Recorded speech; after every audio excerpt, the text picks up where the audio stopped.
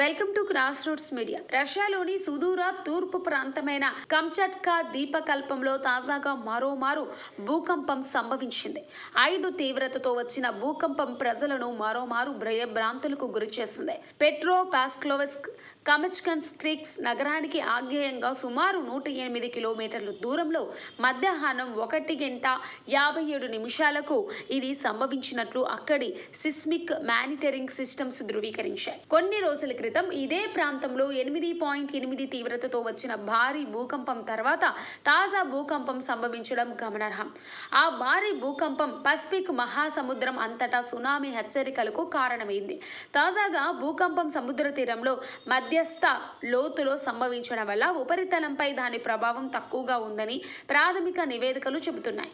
ఈ ప్రాంతంలో Pacific tectonic plate నిరంతరం కదులుతూ ఉండటం వల్ల కమచ్కట్సిక్ ద్వీపకల్పన తరచుగా భూకంపాలకు గురవుతుంది.